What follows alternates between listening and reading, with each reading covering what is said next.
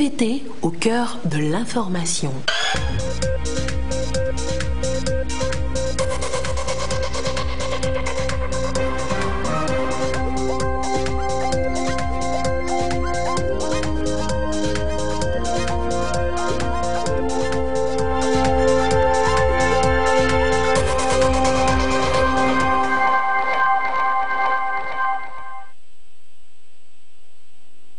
Il est l'heure du journal sur la télévision togolaise. Madame, Monsieur, bonsoir. Et voici les titres de cette édition. Le chef de l'État, Faure Essozimna Gnassingbé, a pris part au tout premier sommet Russie-Afrique aux côtés de plusieurs de ses pairs du continent et du président russe.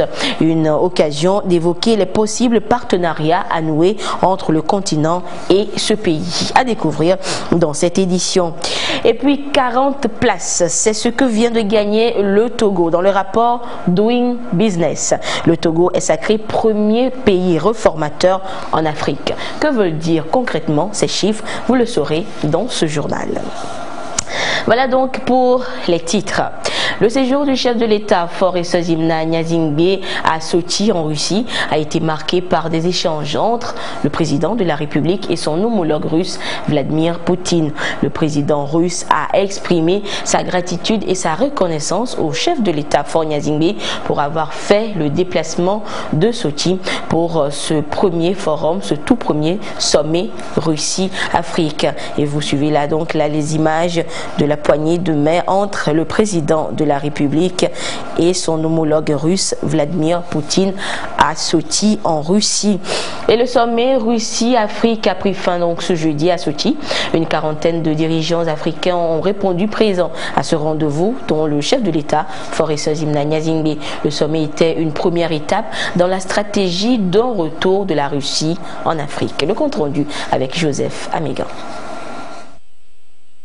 Le sommet Russie-Afrique marque une étape dans la stratégie du gouvernement russe d'affirmer son retour sur le continent africain.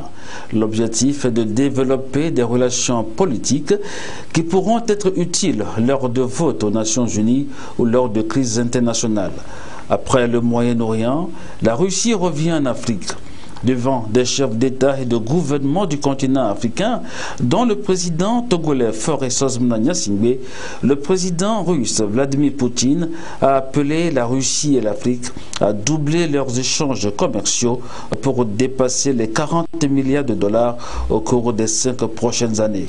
Le sommet Russie-Afrique a également axé ses travaux sur les technologies nucléaires au service du développement de l'Afrique.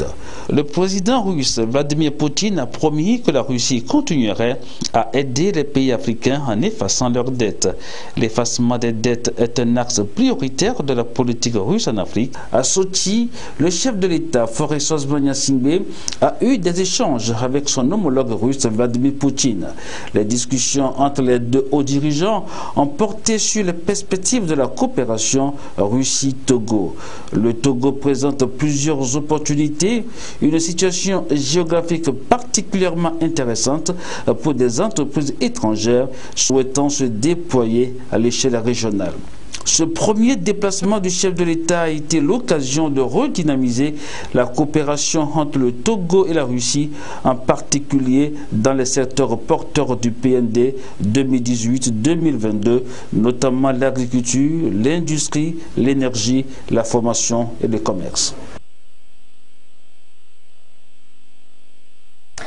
Et on en vient à cette bonne nouvelle pour le Togo en matière d'amélioration du climat des affaires. Le rapport Doing Business classe le Togo 97e sur 190 et premier pays réformateur en Afrique. Un bond qualitatif qui lui a valu les félicitations de l'équipe Doing Business depuis Washington à travers une visioconférence suivie à Lomé au siège de la Banque mondiale par plusieurs membres du gouvernement, acteurs du secteur privé et professionnels des médias. Voyons cela avec Edem. Le Togo a fait un bond qualitatif de 40 places contre 19 l'an dernier dans le classement Doing Business 2020 du groupe de la Banque mondiale. Premier pays réformateur en Afrique et troisième au monde ces 12 derniers mois, le pays a fait un pas de géant. Des prouesses qui ont permis à la SFI, Société financière internationale, de le classer 97e sur le plan mondial. Le meilleur élève de la région subsaharienne en matière du climat des affaires. Cette remarquable progression est le résultat des réformes opérées dans 5 domaines mesurés par Doing Business entre 2018 et 2019. Les domaines dans lesquels le Togo a plus de possibilités d'amélioration, c'est dans le règlement de l'insolvabilité et dans la protection des investisseurs minoritaires. Aussi notamment dans le paiement des taxes et impôts. Par exemple, dans le Togo, il y a 49 paiements sont requis par an pour toutes les taxes et les contributions sociales, ce qui place le Togo parmi les 15 économies dans le monde qui ont un tel nombre de paiements. On peut voir dans ces slides le classement du Togo dans chaque indicateur. Donc la bonne performance dans l'indicateur de création d'entreprise avec un très très bon score place le Togo dans 15e dans l'indicateur de création d'entreprise, ce qui est une très bonne performance. C'est une marque de satisfaction pour la cellule du climat des affaires qui, chaque jour, reste attentive aux préoccupations relatives à la création d'entreprises et aux actions de lutte contre le chômage et la précarité. Le Togo travaille sur plus de 5 indicateurs. C'est vrai, aujourd'hui, le rapport reconnaît 5 indicateurs qui ont connu des avancées, notamment la création d'entreprises. Un indicateur sur lesquels nous avons pratiquement fait un bond de 50 places, sinon voire 60 places, puisqu'on était 75e l'année dernière et aujourd'hui on est 15e au niveau mondial. Nous avons aussi fait des efforts, mais des réformes sur l'indicateur relatif au transfert de propriété. C'est un indicateur sur lequel, j'ai l'habitude de le dire, on était quasi dernier au niveau mondial, 179e place. Aujourd'hui on est 56e. Bien sûr il y a des efforts qui restent à faire, mais je pense qu'en 2 ans, faire pratiquement plus de 100 places, c'est pas donné. Nous avons fait également des progrès sur l'indicateur relatif à l'accès au crédit, indicateur sur lequel on était noté 147e l'année passée et cette année on est, je pense, 48e. Non seulement on a fait des réformes sur 5 indicateurs, mais c'est des réformes assez profondes. Et c'est des réformes qui ont des impacts. Pour la Banque mondiale, ces progrès réalisés constituent un bel exemple pour beaucoup de pays africains qui traînent encore les pas en matière d'amélioration du climat des affaires. Même son de cloche de la part de la SFI qui estime que le Togo devient ainsi plus attractif pour les investisseurs. L'engagement des autorités nationales au plus haut niveau pour moderniser et rendre plus attractive l'économie du pays se traduit aujourd'hui en une excellente performance en termes de classement du Togo et de son score par rapport à la frontière. C'est l'occasion pour moi de vous féliciter pour ces résultats qui sont le fruit d'un travail d'équipe et de partenariat avec le secteur privé qui est à saluer. Grâce aux réformes relatives à la création d'entreprises, l'accès au crédit, le transfert de propriété, le raccordement à l'électricité et le permis de construire, le Togo se hisse encore une fois au top des pays les plus réformateurs. Cela aboutira à une augmentation des entreprises fiables que les institutions financières telles que la SFI pourraient financer ou pourraient accompagner avec leur assistance technique. Ceci leur permettra de se développer, créer des emplois et payer des impôts que le gouvernement pourra ensuite réinjecter dans les secteurs sociaux, contribuant ainsi à la lutte contre la pauvreté, qui est très chère à la Banque mondiale et à la SFI. Ce score spectaculaire est prévisible selon Sani Yaya, ministre de l'économie et des finances, puisque le PND, Plan national de développement, a huilé tous les secteurs porteurs de croissance et le Togo ne fait que récolter le fruit de l'audace des plus hautes autorités du pays. Ces résultats exceptionnels que nous avons obtenus traduisent 3 choses que je voudrais souligner: vision, ambition, volonté politique. Vision d'abord, celle de son Excellence Monsieur le Président de la République, qui est de faire de notre pays une place de premier choix pour les investisseurs et pour le secteur privées aussi bien nationales qu'internationales. Ambition, celle du chef de l'État de transformer structurellement et durablement l'économie togolaise pour en faire une économie émergente à l'horizon 2030, afin de parvenir à une croissance soutenue et inclusive, génératrice d'emplois massifs et contribuant à la réduction de la pauvreté en lien avec les objectifs stratégiques du PND. Volonté politique, celle du président de la République et du Premier ministre, qui impulse, engage courageusement et coordonne l'action gouvernementale vers plus de réformes, plus d'écoute et d'ouverture envers le secteur privé. Le ministre Sani Yaya prend l'engagement au nom du gouvernement de maintenir le cap des réformes afin de demeurer un cas d'école et d'épater encore plus l'année prochaine. Un bond spectaculaire de 40 places donc qui réjouit plus d'un et réconforte les plus hautes autorités du pays à poursuivre les réformes entamées. Écoutons à présent le Premier ministre Komi Selom Klassou après cette annonce. Il faut préciser que dans le cadre du business, le rapport qui est publié, c'est le rapport de l'année plus 1.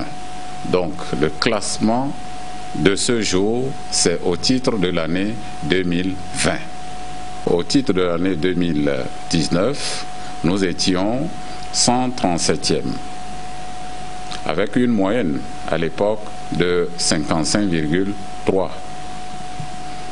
Aujourd'hui, par les efforts et sous le leadership du président de la République, nous avons engagé beaucoup de réformes et ce travail a été payant. En 2018, nous étions 156e. En 2019, 137e. Et aujourd'hui, dans le rapport 2020, nous sommes 97e. Donc nous sommes sur une bonne trajectoire. L'élément important à noter aussi, c'est que le Togo est le premier pays réformateur en Afrique. Déjà l'année dernière, nous faisions partie des 10 tops au monde. Mais ce qui mérite d'être souligné cette année, non seulement nous sommes le premier pays réformateur en Afrique, mais le Togo est le 3e pays le plus réformateur dans le monde. Sur les 190 économies au monde, le Togo vient d'être classé 97e, avec une moyenne de 62,3. Ça veut dire que celui qui est classé premier a 100 points. À 100 points. Le Togo, nous avons 62,3 et nous sommes classés 97e. Alors, quel décryptage on peut faire? C'est que le Togo progresse sur la voie des réformes afin de rendre notre pays attractif. Donc ce score, c'est un score de la facilité de faire des affaires au Togo. Premier pays réformateur en Afrique et le 3e au monde. Donc c'est un signal fort qui est donné au secteur privé, aussi bien togolais qu'étranger. Mais aussi c'est une opportunité pour l'afflux des IDE, c'est-à-dire les investissements directs étrangers. Comme il a été dit au niveau du plan national de développement sur la période 2018-2022, ce classement est un indicateur fort et en même temps une opportunité pour la jeunesse togolaise, notamment le climat qui est amélioré. Cela veut dire que les entreprises, les PME, les PMI vont pouvoir engranger beaucoup de ressources, créer de la richesse, je veux dire, et créer aussi de l'emploi. Comme c'est un rapport qui prend en compte 190 pays, les investisseurs à l'échelle mondiale essaient déjà de voir quels sont les pays dans lesquels aller faire des affaires sera bénéfique.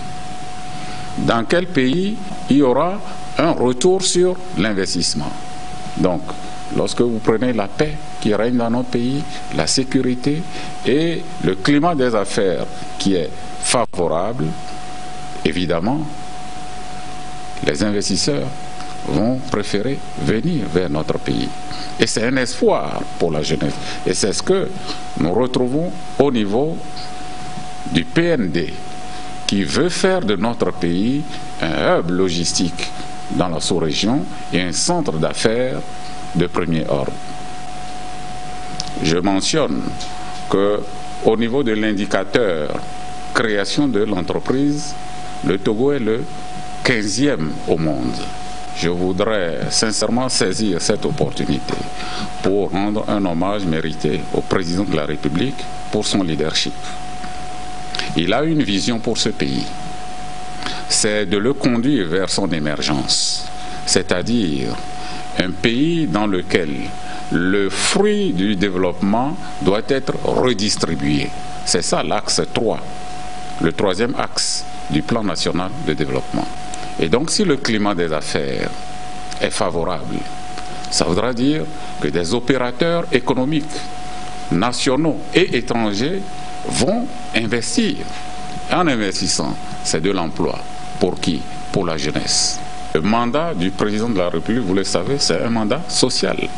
Donc, c'est une bonne nouvelle pour notre pays, pour la jeunesse, pour les femmes, bref, pour toute la nation togolaise. Je tiens très sincèrement à rendre cet hommage au président de la République et c'est une invite que nous faisons à toute la population togolaise à adhérer à cette politique de paix, politique de sécurité, pour que nous puissions ensemble propulser notre pays sur la voie de l'émergence, une émergence partagée.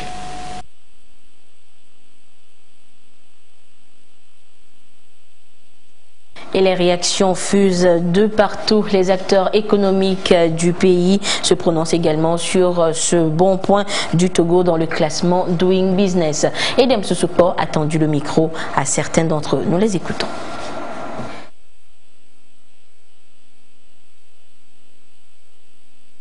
Nous sommes très fiers de ce résultat et il ne peut en être autrement si nous savons qu'après le lancement du PND, l'ensemble du gouvernement et le chef de l'État ont suffisamment mis de l'huile dans toutes les machines pour faciliter l'avancement au niveau du secteur privé. Il y a également cette cohésion qui existe entre l'équipe gouvernementale et l'équipe du secteur privé. Je veux parler sur le terrain économique, bien sûr, où le gouvernement est à la défense et le secteur privé est à l'attaque.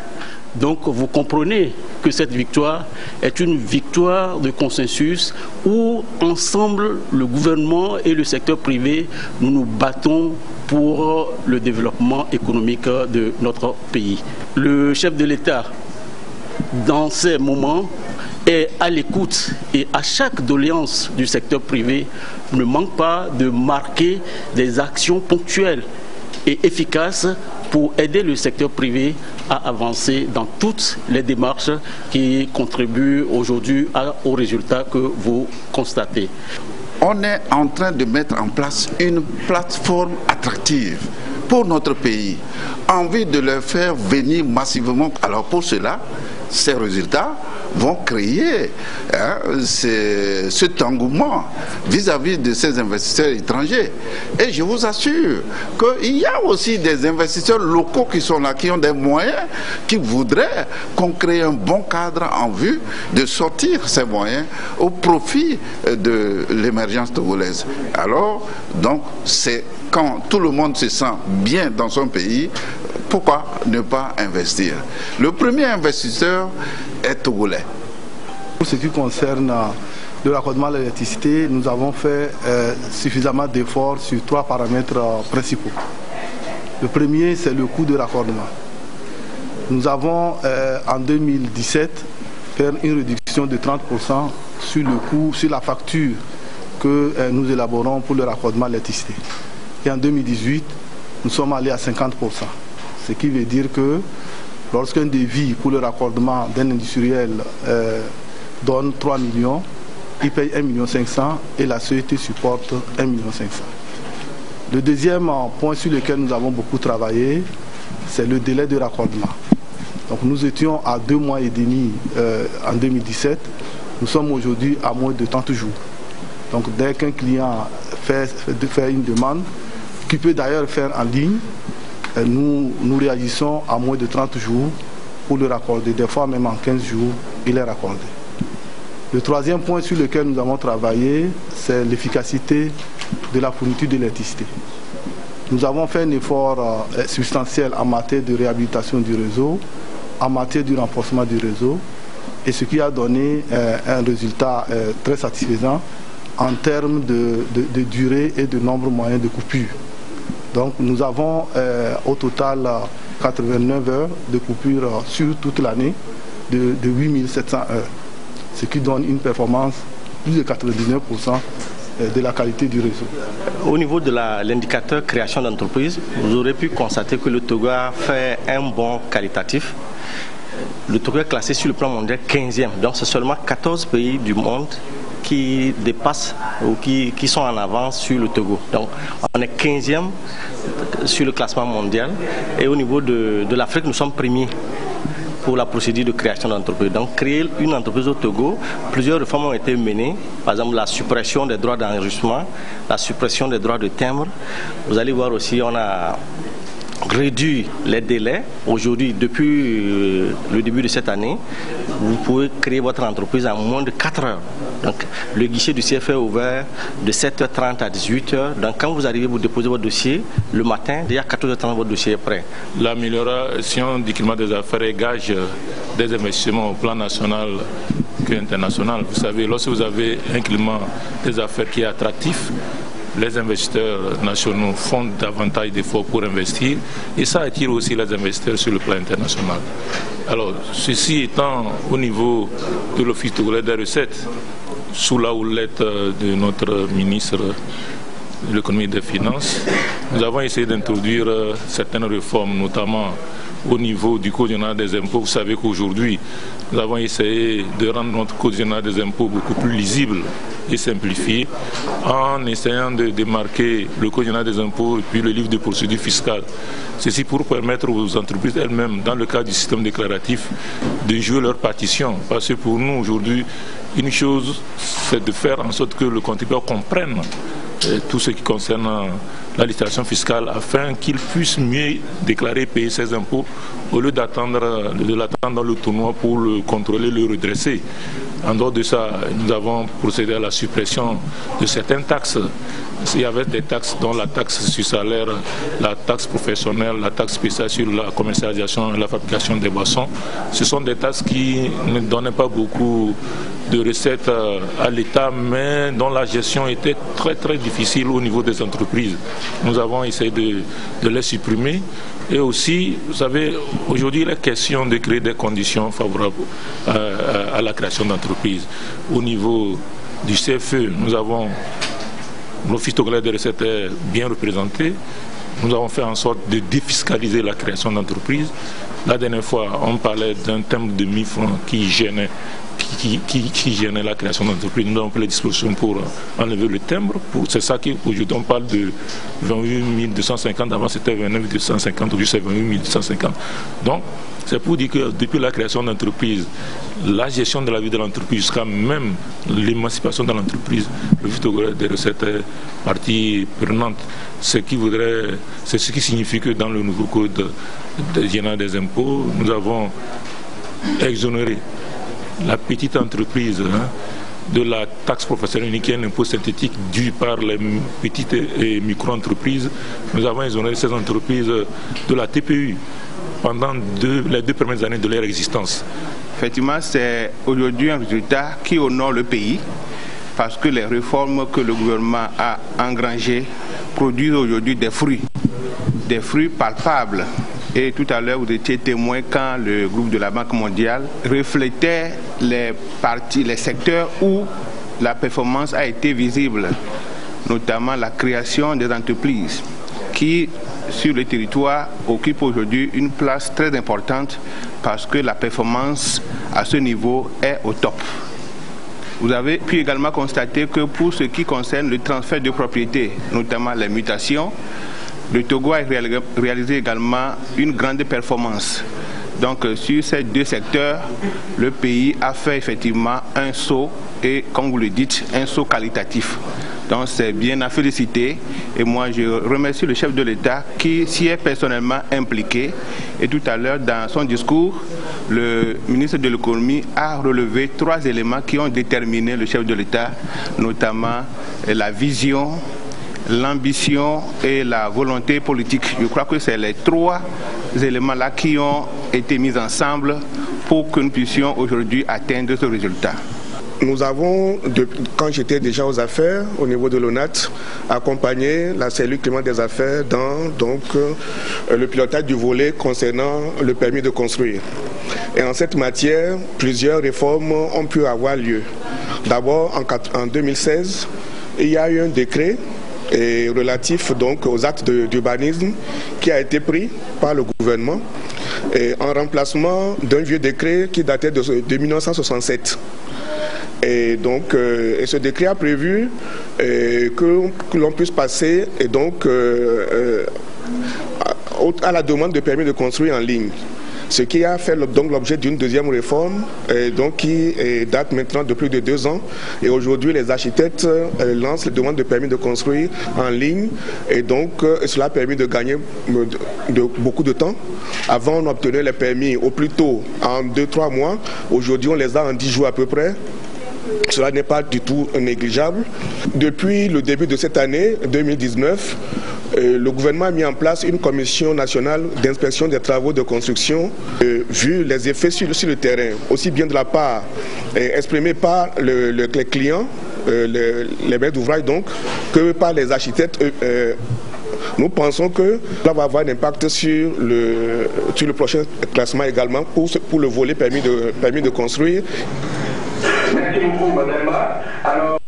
Voilà donc les réactions de plusieurs personnalités et acteurs économiques suite au classement au bon point gagné par le Togo dans le classement Doing Business. Et au titre des stratégies gagnantes qui ont permis ce meilleur score du Togo, on notera le PND, le Plan National de Développement.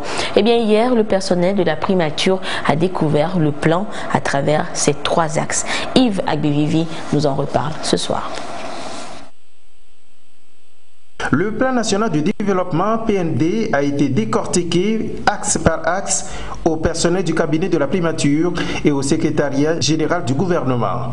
Les enjeux et les défis liés aux 10 plans pragmatiques qui couvrent la période de 2018 à 2022 avec pour ambition de transformer structurellement l'économie togolaise pour aboutir à une croissance forte de l'ordre de 7,6% à l'horizon 2022. Les échanges avec le personnel ont suffisamment éclairé les uns et les autres sur les 3 axes stratégiques du PND et leur mise en œuvre. Nombre d'indicateurs prouvent aujourd'hui les acquis à mi-parcours du PND, entre autres l'augmentation du crédit accordé à l'économie avec un taux de 38% contre une moyenne de 32% dans la zone UEMOA. De 61,7% en 2006, le taux de pauvreté a enregistré une baisse à 53,5% et les indicateurs demeurent au vert. Dans le cadre de ces projets prioritaires, il y a beaucoup d'actions qui sont en cours de mise en œuvre dans le secteur agricole, notamment avec les agropoles, dans le secteur des infrastructures, avec toutes les actions en cours pour la construction, la réhabilitation des infrastructures routières. Dans les autres secteurs, que ce soit l'éducation, la santé, il y a beaucoup d'actions effectivement qui sont déclinées dans les lettres de mission et qui visent notamment à pouvoir renforcer le système sanitaire et le système éducatif. Donc autant de choses qui sont consignées dans la déclinaison de la mise en œuvre du PND. À travers des questions-réponses, le personnel a été édifié sur initiative du Premier ministre Commissaire Classou et sur le rôle stratégique de la primature dans la mise en œuvre du plan national de développement.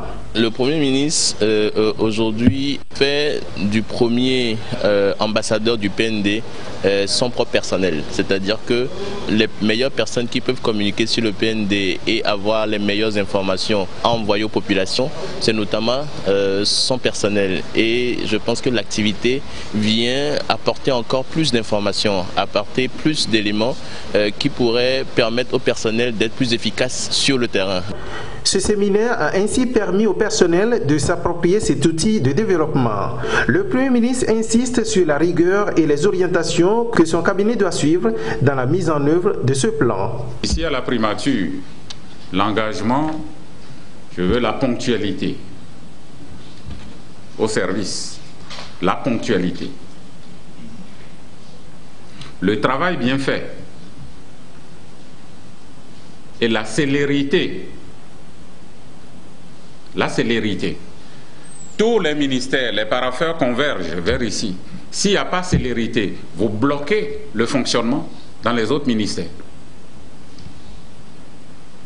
Ça aussi, ça participe à la mise en œuvre du PND.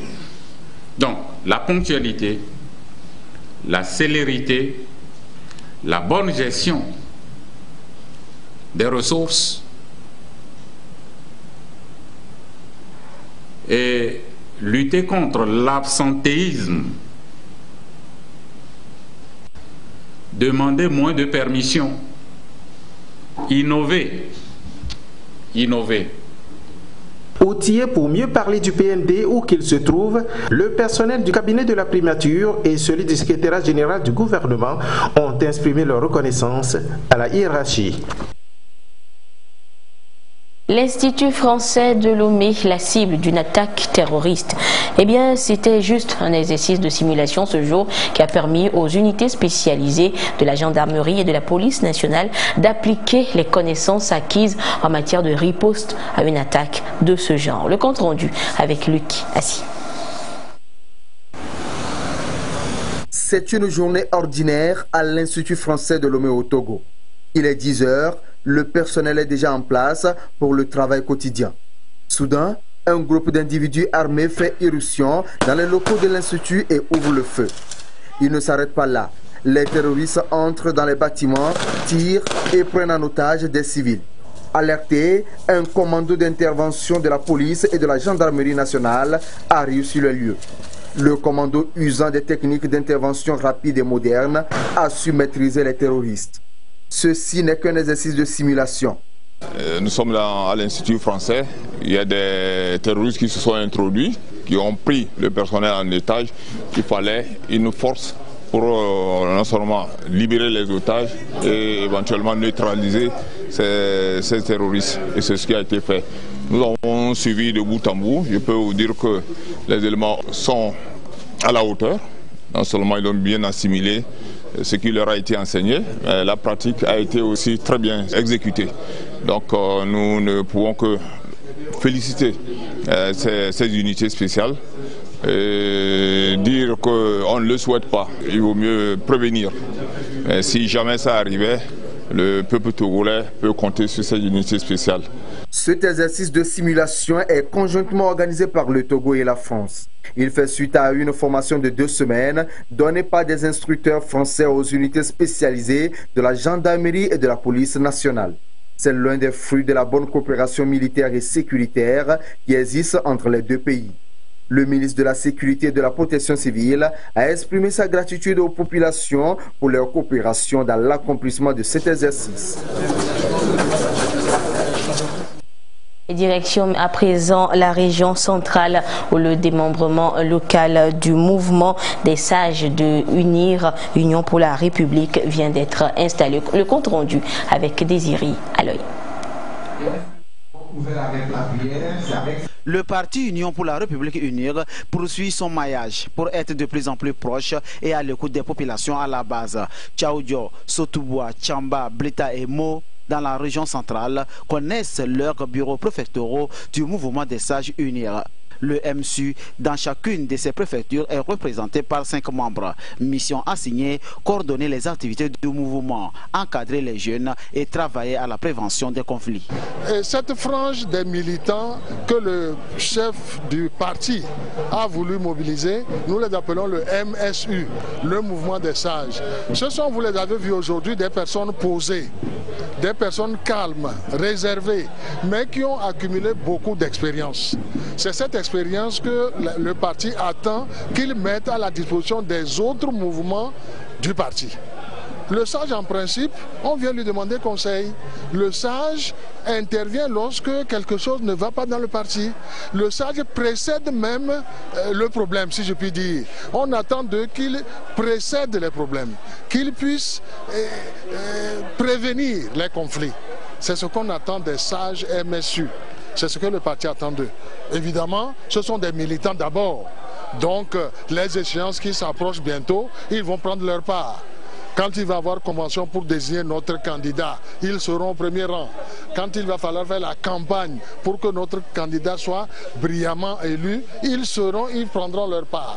C'est pour ça qu'on a désigné donc pour chacune des préfectures une sorte de bureau.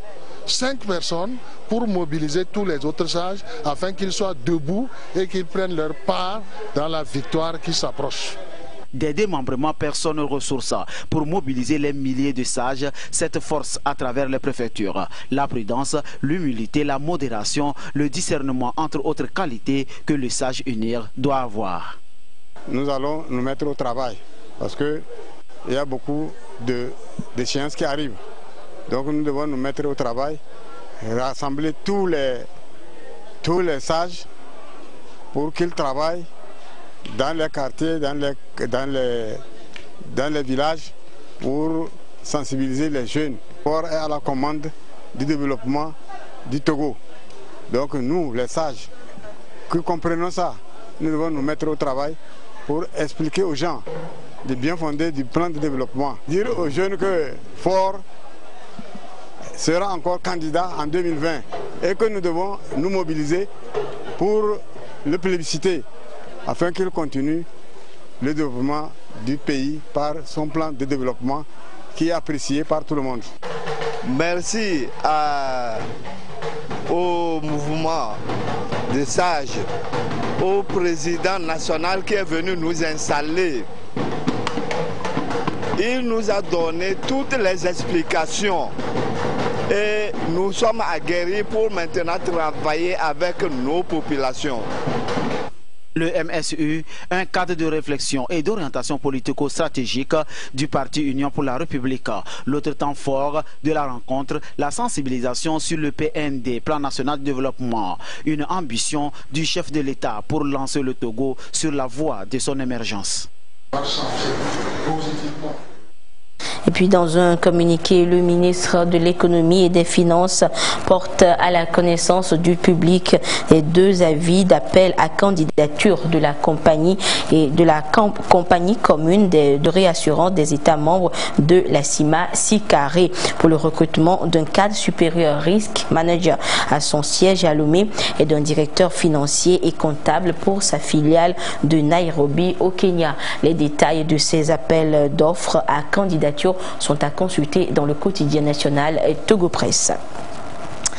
Et puis ce jeudi, le ministre en charge des sports a rencontré les responsables des différentes fédérations sportives de notre pays, et ceci pour les situer davantage sur leur mission, rôle et rapport avec l'État, et avec un seul objectif à la clé, le rayonnement de toutes les disciplines sportives dans notre pays. Le compte rendu avec Gérard Lagodou. Les principaux acteurs du monde sportif togolais à la rencontre de leur ministre de tutelle, Katari Folibazi. Les échanges ont porté sur les missions, les rôles et surtout les rapports des fédérations sportives nationales et des acteurs du mouvement sportif national avec le ministre en charge des sports. Il est question de capitaliser les efforts déployés par le gouvernement pour la promotion des différentes disciplines de ce secteur et d'identifier les défis à relever. Ce cadre de partage se veut un repère fondamental du sport comme vecteur de cohésion sociale, de brassage culturel, de paix et de développement. Initiative bien appréciée par les acteurs nationaux et la conférence des ministres de la jeunesse et des sports de la francophonie Conféges. À travers donc cette grande réunion dont le thème est très riche, je crois que nous allons parler et les résolutions seront si claires. Le ministre des Sports à lui tout seul, sans les fédérations, ne peut pas faire développer le sport. Le président du comité olympique avec tous ses présidents de fédération, sans l'État togolais, ne peut pas faire développer le sport. C'est ensemble et de concert, chacun jouant son rôle, dans le respect de sa parcelle de pouvoir, qu'on peut faire avancer les choses dans ce domaine. Les pistes pour résolver les problèmes de financement, c'est la révalorisation du Fonds national de développement du sport. Elle est très rapide. Si toutefois les décrets d'application ont été signés, il faut mettre en œuvre justement le financement de ce fonds. Une fois que ce fonds est financé, c'est ce fonds qui va aider le ministère à prendre en charge l'ensemble des activités physiques et sportives. Et ce fonds a un modèle de financement qui permet à l'État togolais et à la population du Togo même de contribuer à agrémenter ce fonds. L'approche que le Togo a initiée, et moi c'est ça qui m'a encouragé à venir soutenir. Après, nous allons envisager en 2020 une grande rencontre africaine où on aura des échanges entre les fédérations, les États, pour que nous puissions trouver des solutions. Donc pour moi c'est un sujet vraiment d'actualité et je pars satisfait. Depuis 2011, le Togo a insufflé une nouvelle dynamique dans ce secteur à travers l'adoption de la politique nationale des sports. 3 ans après, la charte des activités physiques et sportives est en vigueur pour fixer les conditions d'octroi de l'agrément aux associations et fédérations sportives, puis définir les modalités de délégation de pouvoir aux fédérations sportives nationales. Le ministre Katari Folibazi s'est félicité de la mobilisation des acteurs du monde sportif autour du sujet. Le repositionnement de notre pays dans le concert des meilleures nations dans les différentes disciplines sportives passe inéluctablement par une franche collaboration et une solidarité entre les différentes fédérations elles-mêmes d'une part et entre les fédérations et le ministère sous la tutelle duquel elles sont placées d'autre part. Qu'il me soit permis de vous transmettre les cordiales et fraternelles salutations du président de la République, premier sportif togolais, son Excellence M. Faure Essodimna Gnassingbé, qui est à l'écoute de nos populations en général et du monde sportif en particulier. Je vous apporte également les mots d'encouragement du Premier ministre, chef du gouvernement, son Excellence M.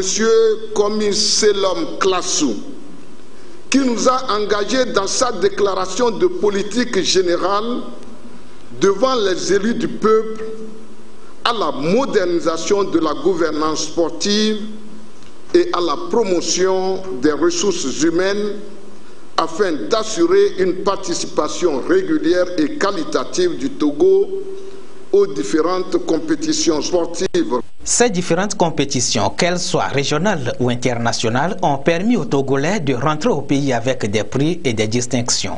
La qualification des éperviers locaux pour la première fois au CHAN 2020 au Cameroun est une fierté nationale, a relevé le ministre Katari Folibazi.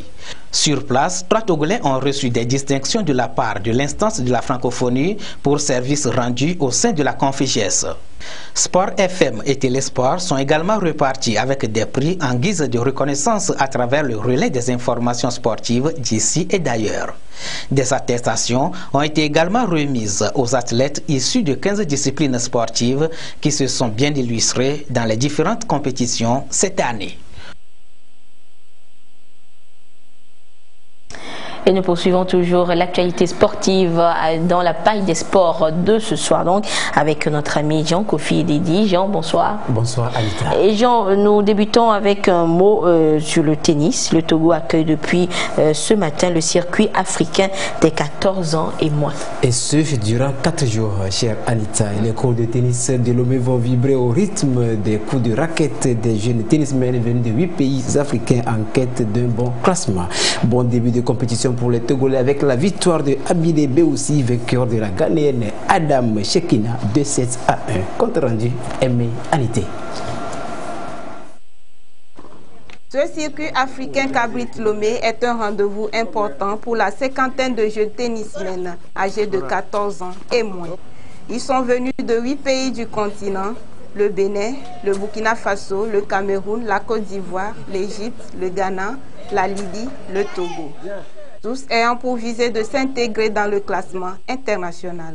Ce circuit a des enjeux majeurs, tout comme gagner des points.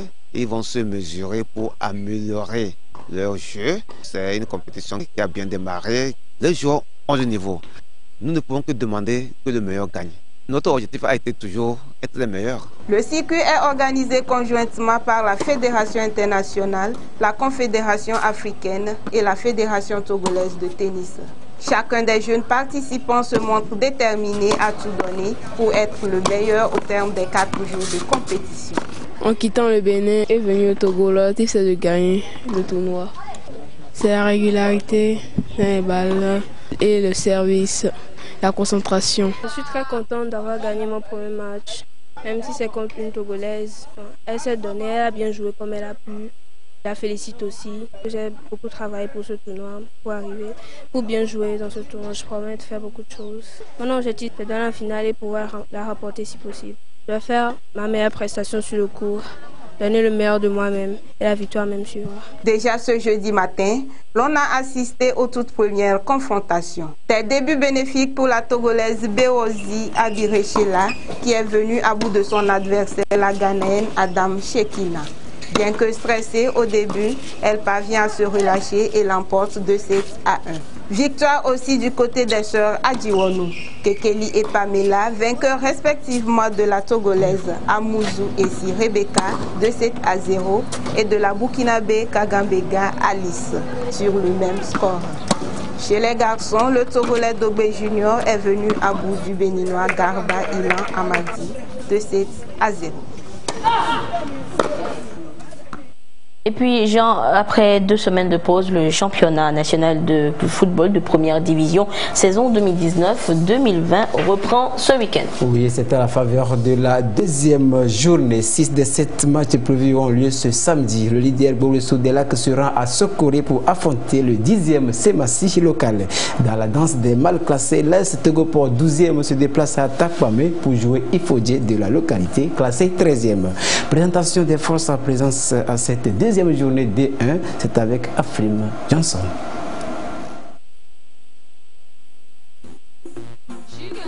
Dès cette rencontre programmée, la 2e journée de la D1 n'en livre que 6 ce samedi. Existe l'explication SK Gomido, calendrier international oblige. Le leader surprise, Bolo Soudanais, ressort de ses bases, direction Sokodé, où il tentera de relever les défis Semassi. Les requins mâles du littoral se verraient bien engranger 3 nouveaux points, synonymes d'un parcours sans faute. En face, les Sémons, défaits 0-1 lors de la précédente journée à Bafilo par Sarah Sport, sont des guerriers blessés qui attendent de se venger.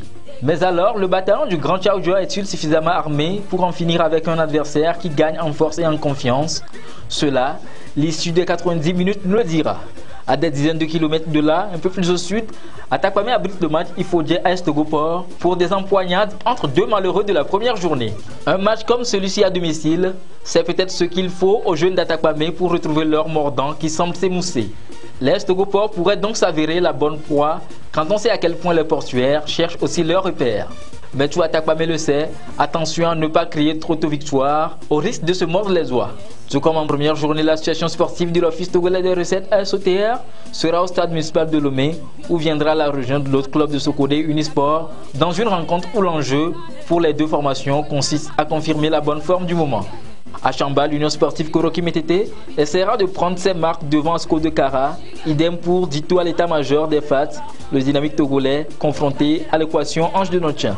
Enfin à Romé, l'imprévisible Maranta de Fiokpo s'emploiera à faire tomber Sarasport de Bafilo. Les messagers y parviendront-ils ou se feront-ils damer le pion une nouvelle fois? Tout est difficile à prédire. Le 7e et dernier match de la deuxième journée devant opposer l'association sportive de la COSA SCK à Gomido se disputera à une date ultérieure. En effet, la SCK reçoit ce dimanche Enugu Rangers du Nigeria en tour de cadrage à l'aide de la Coupe CAF. Et oui, Jean, on ne peut que souhaiter bonne chance à toutes ces équipes. Et puis, une dernière information. Oui, c'est notre rendez-vous de samedi pour la suite des sports sur la première à partir de 13h45 dans Sport et Détente. Merci, Jean. Et on se retrouve jeudi prochain sur ce plateau pour d'autres actualités sportives. Et ainsi se referme cette édition. Merci de votre fidélité à la télévision togolaise. Excellente suite de nos programmes. Au revoir.